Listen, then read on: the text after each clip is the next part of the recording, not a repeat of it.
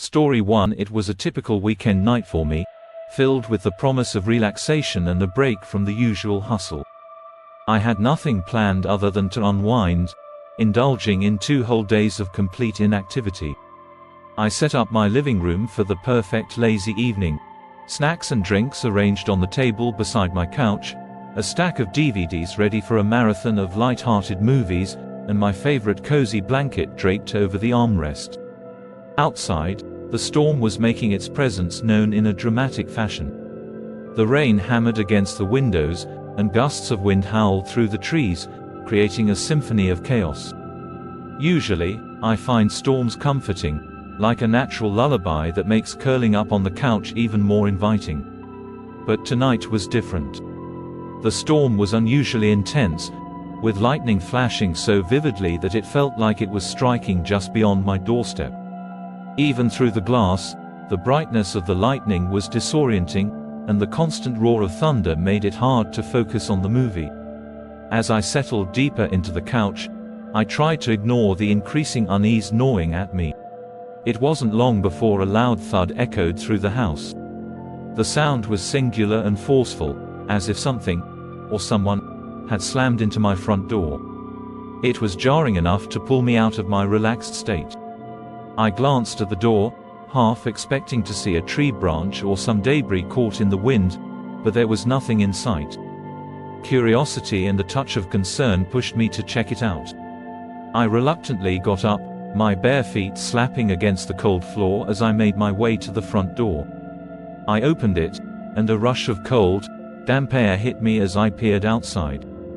The storm was relentless, with rain driving sideways and wind howling with an eerie intensity. I squinted into the darkness but couldn't see anything that would have caused the noise.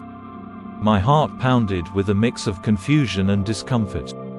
I stepped outside, but the darkness and rain made visibility nearly impossible. The only sound was the relentless storm. Soaked through, I returned inside, shaking off the cold and frustration. I changed into a dry shirt, wrapping a towel around my shoulders to warm up.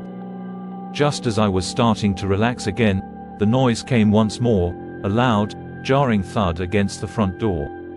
The sound was much closer this time, and it startled me so badly that I nearly dropped the towel. My heart raced as I tried to calm myself, telling myself it was probably just the storm causing more trouble. I glanced over the railing to check the front door, and a wave of panic hit me. The door was wide open, and rain was pouring in.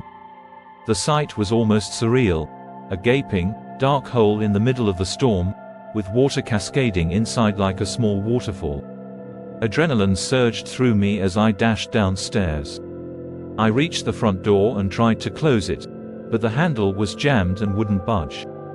My frustration turned to fear as I noticed a puddle forming on the floor, water mixing with the dirt that had been dragged in.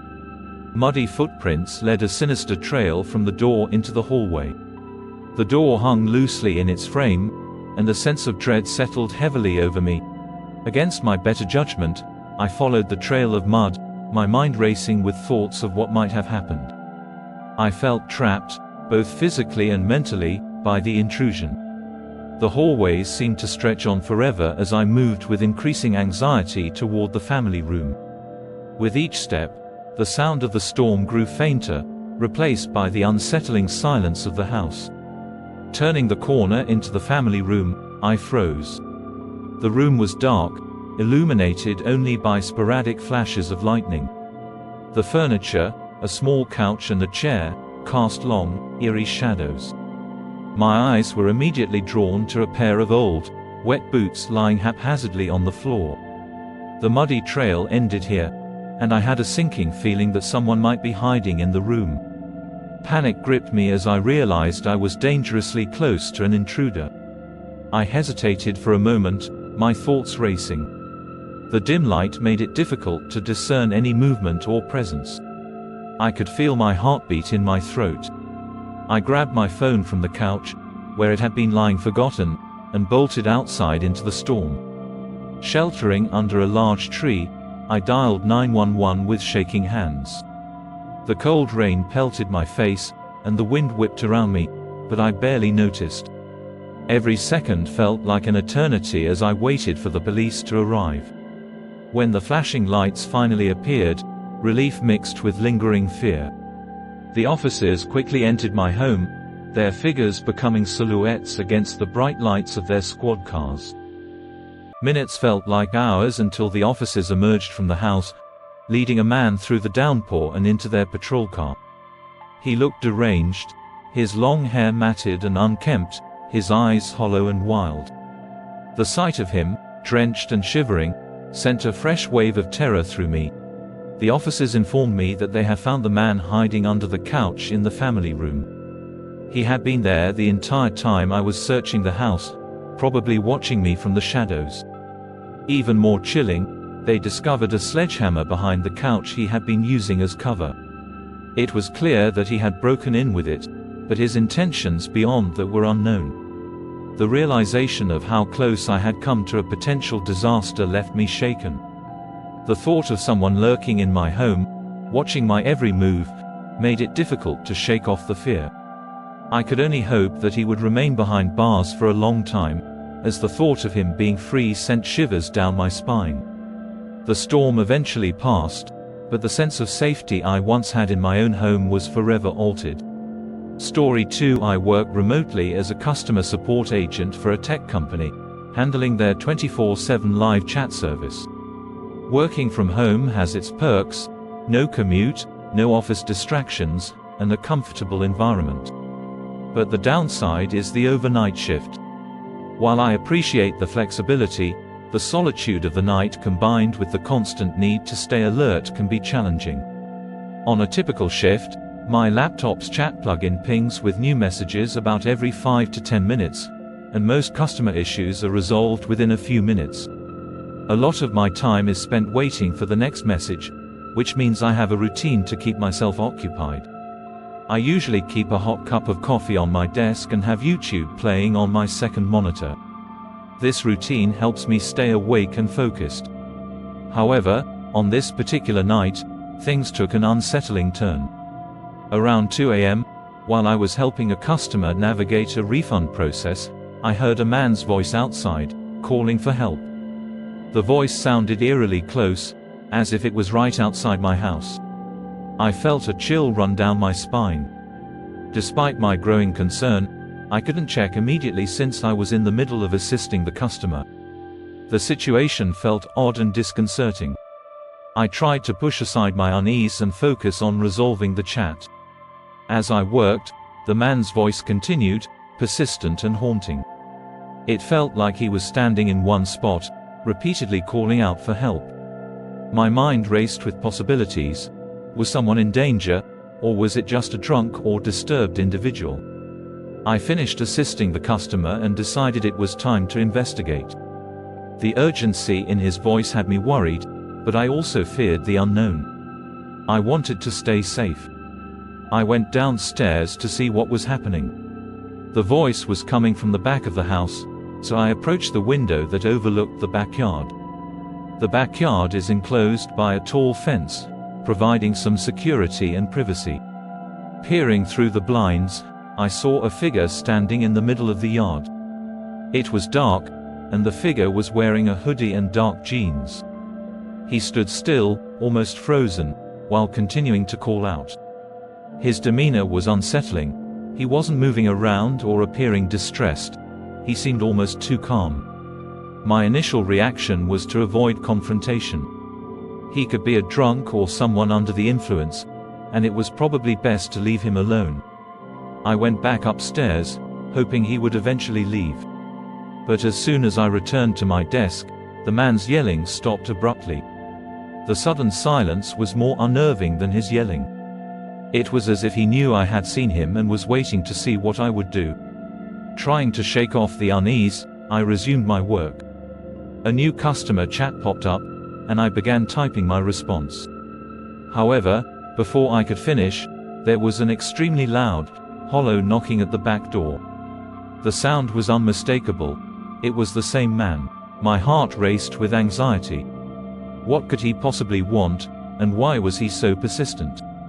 The knocking was rhythmic and insistent, and I knew he wasn't going to leave without some sort of interaction.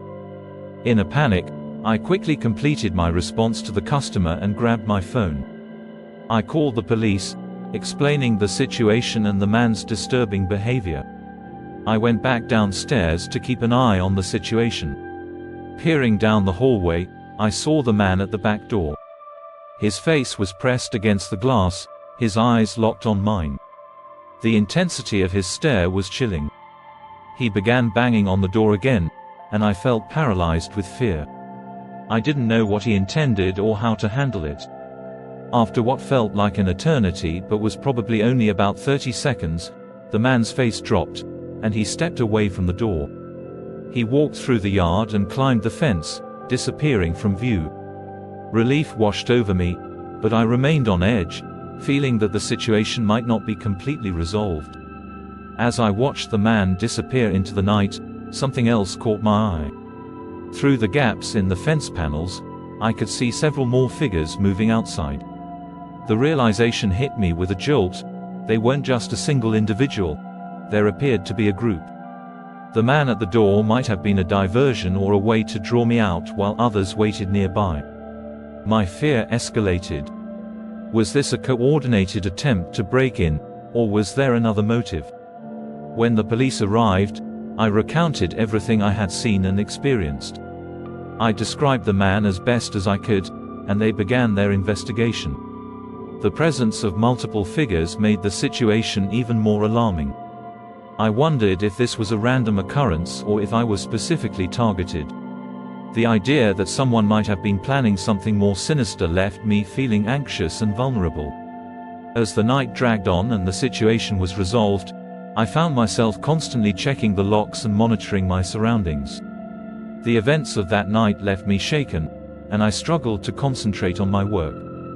My sense of security was shattered, and I couldn't help but worry about the possibility of a future encounter with those individuals.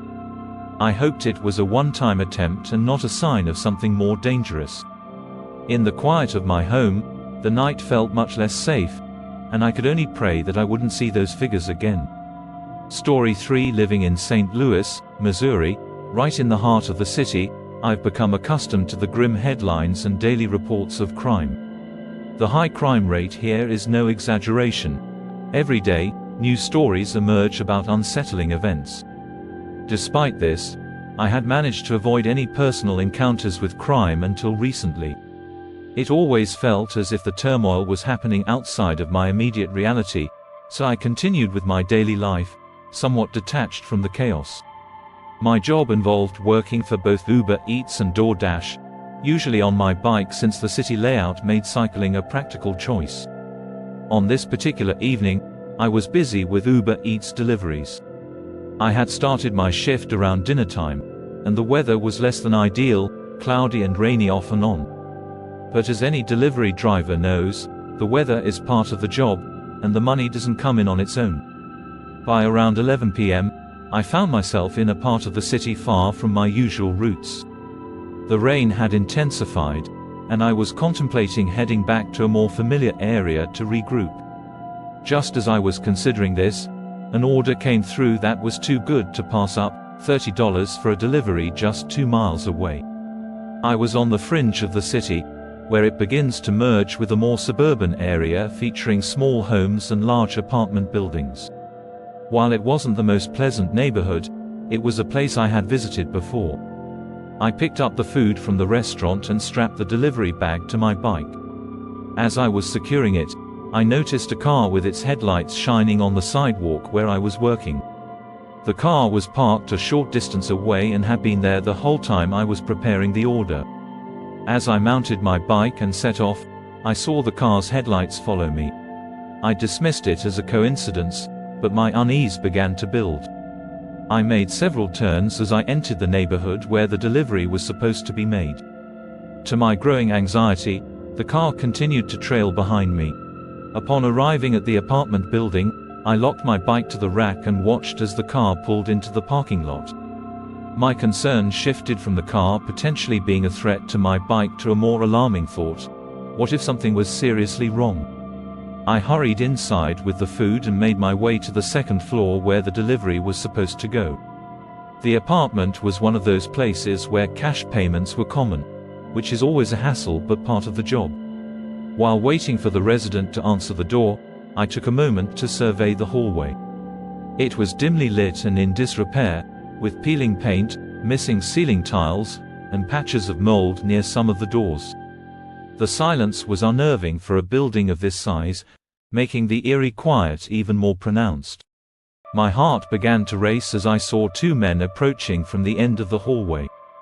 They locked eyes with me, and the intensity of their gaze made me feel uneasy. The resident still hadn't answered the door. I decided to try to leave, but the two men moved to block the corridor and pushed me back. Panic surged through me. I attempted to retreat, but before I could react, another man appeared and, together with the first two, forced me into the apartment. They slammed and locked the door behind us. The immediate chaos of being trapped was overwhelming. I screamed for help, my mind racing as I tried to understand what was happening. The men were threatening me and dragged me into an empty bedroom, which had no furniture or belongings. They threw me onto the floor and locked the door behind them. Sitting alone in the middle of the empty room, I felt a profound sense of dread and helplessness. I could hear the men talking outside the door, and their conversation included a reference to getting both of us into a car. This cryptic mention of both of us made no sense to me at the time, but it filled me with more fear.